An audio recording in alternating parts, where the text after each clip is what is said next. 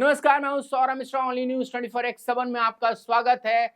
इस वक्त की बड़ी खबर आ रही है दोस्तों, इस वक्त की बड़ी खबर आ रही है।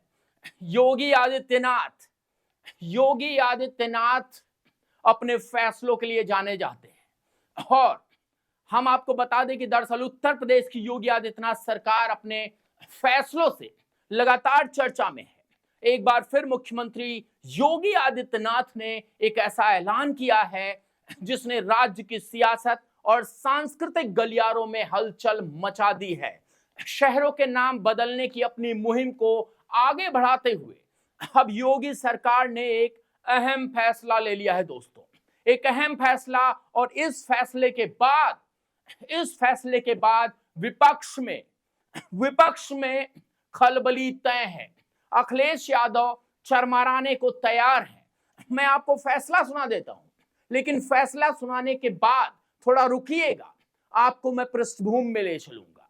दोस्तों, अब योगी सरकार ने कुशीनगर जिले के एक अहम कस्बे फाजिल नगर का नाम बदलने का फैसला किया है। मुख्यमंत्री ने साफ कर दिया है कि अब फाजिल नगर अपनी पुरानी पहचान और ऐतिहासिक गौरव को हासिल करेगा और इसे पावा नगरी के नाम से जाना जाएगा। हम आपको एक चीज और बता दें दोस्तों, इसको हिंदू मुसलमान नाम से नहीं देखना चाहिए, बल्कि उत्तर प्रदेश और भारत की संस्कृति को वापस लाने के मूड में एक मुख्यमंत्री है, ऐसा देखा जाना चाहिए। यह ऐलान सिर्फ एक नाम बदलने की कवायद नहीं है मित्रों, बल्कि इसके पीछे एक गहरा ऐतिहासिक और धार्मिक साथ में सांस्कृतिक तर्क है।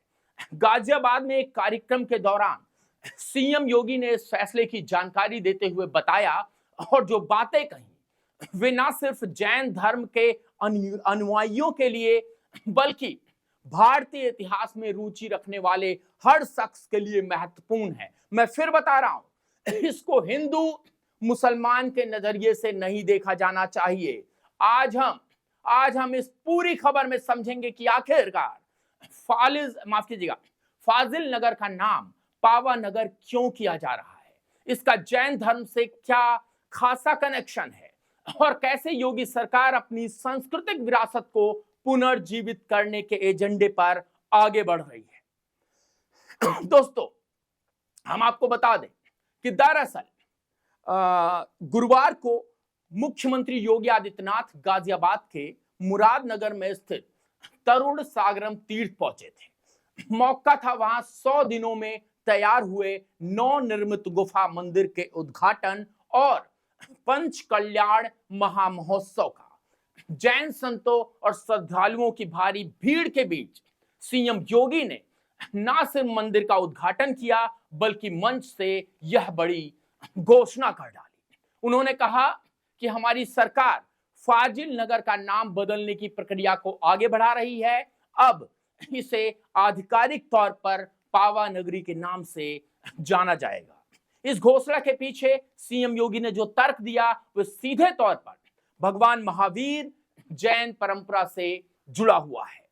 मुख्यमंत्री ने बताया कि भले ही जैन धर्म के 24वें तीर्थकार भगवान महावीर का जन्म बिहार के वैशाली यानी उस समय कुंडा ग्राम में हुआ था, लेकिन उनका महापरिनिर्वाण एक तरह से कहें मोक्ष प्राप्ति उत्तर प्रदेश के इसी धरती पर हुआ था, जिसे आज हम फाजिल नगर कहते हैं। प्राचीन काल में और जैन धर्मों में उसे पावा या पावापुरी के रूप में जाना जाता था। यह वही स्थान है जहां भगवान महावीर ने अपनी अंतिम सांस ली और निर्वाण प्राप्त किया, मोक्ष की प्राप्ति की। इतिहास के पन्ने में दबी इस पहचान को वापस लाने के लिए योगी सरकार ने यह कदम उठाया है। सीएम ने कहा, यह स्थान जैन परंपराओं में अत्यंत पवित्र माना जाता है। इसका नाम वही होना चाहिए जो इसकी असली पहचान है। फाजिल नगर नाम से उस ऐतिहासिक महत्व का एहसास नहीं होता है जो पावा नगरी में होता है। और दोस्तों, बहुत महत्वपूर्ण है, जो लोग कहते हैं कि हिंदू मुसलमान योगी कर रहे हैं, इस बार जैन धर्म की बारी है। योगी आदित्यनाथ ने अपने संबोधन में उत्तर प्रदेश को जैन धर्म की एक प्रमुख भूमि बताया। उन्होंने याद दिलाया कि यूपी का सौभाग्य है कि यह जैन तीर्थकारों को तोप भूमि रही है, तीर्थकारों की तोप भूमि रही है। सीएम ने आंकड़ों और इतिहास का हवाला देते हुए कहा कि जैन धर्म के प्रथम तीर्थकार भगवान ऋषभ देव का जन्म अयोध्या में हुआ था। यही नहीं, अयोध्या कुल 5 तीर्थकारों की जन्मस्थली रही है। दुनिया की सबसे प्राचीन नगरी काशी, जो कि वाराणसी है, ने 4 जैन तीर्थकारों को अवतरित होते देखा है। इसके अलावा श्रावस्ती में भगवान संभवनाथ का जन्म हुआ और कौशाम्बी में भगवान पद्मश्री का जन्म हुआ था। इसी तरह उत्तर प्रदेश का कोना कोना जैन तीर्थकारों के अहिंसा और त्याग के संदेश से जुड़ा हुआ है। इसी कड़ी में कुशीनगर का फाजिल नगर क्षेत्र भी आता है, जो भगवान महावीर के निर्वाण स्थल के रूप में पूजनीय है। सीएम योगी का कहना था कि इस जगह का इतना बड़ा आध्यात्मिक महत्व है, जो इसका नाम भी उसी अनुरूप होना चाहिए, पावन नगरी।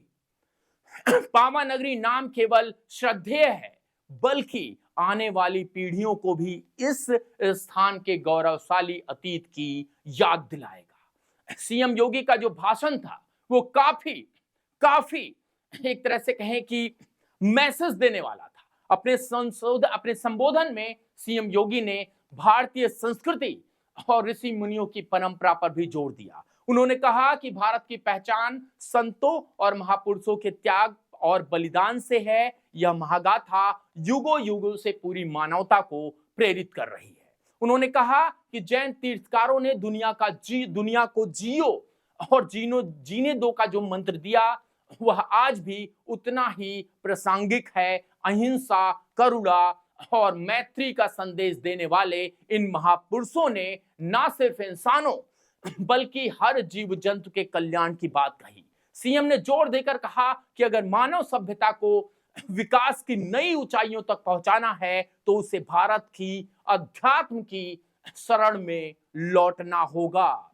योगी आदित्यनाथ ने मुरादानगर में आचार्य प्रसन्न सागर जी महाराज और उपाध्याय मुनि पीयूष सागर जी महाराज की कठोर साधना का भी जिक्र किया। उन्होंने बताया कि 557 दिनों की कठोर साधना और 496 दिनों का निर्जल उपवास यह साबित करता है कि आत्म संयम और संकल्प से इंसान क्या कुछ नहीं हासिल कर सकता। सीएम ने कहा कि यह सब कुछ इसी शरीर से अनुभव किया जा सकता है, बस जरूरी है दृढ़ शक्ति इच्छा की। समझ रहे हैं आप दोस्तों? हम आपको एक चीज और बता दें। मुख्यमंत्री ने अपने भाषण में प्रधानमंत्री नरेंद्र मोदी के पंच प्रण और विकास के विजन को भी जोड़ा। उन्होंने याद दिलाया, पिछले साल पीएम मोदी ने विश्व नवाकार महामंत्र दिवस पर वन वर्ल्ड वन चैन कार्यक्रम का उद्घाटन किया था। उन्होंने जनता को 9 संकल्पों की याद दिलाई थी। पानी की बचत, एक पेड़ एक मां के नाम, स्वच्छता मिशन, वोकल फॉर लोकल, देश दर्शन, नेचुरल फार्मिंग, हेल्दी लाइफस्टाइल, योग और खेलों को जीवन का हिस्सा बनाना और गरीब कल्याण के लिए समर्पण। सीएम ने कहा कि जैन मुनियों की परंपरा भी इन्हीं संकल्पों को आगे बढ़ा रही है। इसके साथ ही सीएम योगी ने अयोध्या में हाल में संपन्न हुए राम मंदिर निर्माण के महायज्ञ का भी जिक्र किया। उन्होंने कहा कि 3 दिन पहले ही पीएम मोदी के हाथों राम मंदिर पर भव्य भगवा ध्वज आरोहण हुआ। यह घटना पूरी दुनिया को भारत के सनातन वैभव का दर्शन करा रही है। यह सिर्फ एक मंदिर का निर्माण नहीं, बल्कि भारत की सांस्कृतिक चेतना का पुनर्जागरण है। हम आपको बता दें दोस्तों, ये केवल खबर नहीं है, बल्कि फाजिल नगर का नाम पावन नगरी करने का फैसला योगी सरकार की उस बड़ी रणनीति का हिस्सा है, जिसके तहत वे उन जगहों को जिनकी पुरानी पहचान लौटा रहे हैं, जो इतिहास के कालखंड में कहीं खो गई थी। इससे पहले भी इलाहाबाद का नाम प्रयागराज और फैजाबाद का नाम अयोध्या किया जा चुका है। आलोचक इसे नाम बदलने की राजनीति कह सकते हैं, लेकिन सरकार उनके समर्थक के लिए यह सांस्कृतिक न्याय है। उनका मानना है कि गुलामी या मुगल काल में बदले गए नामों को हटाकर मूल नामों को स्थापित करना अपनी जड़ों से जुड़े रहने जैसा है। फाजिल नगर अब पावन नगरी बनने जा रहा है। इसमें ना केवल जैन श्रद्धालुओं में खुशी की लहर है, बल्कि क्षेत्र के पर्यटन और सांस्कृतिक महत्व को भी नई पहचान मिलेगी।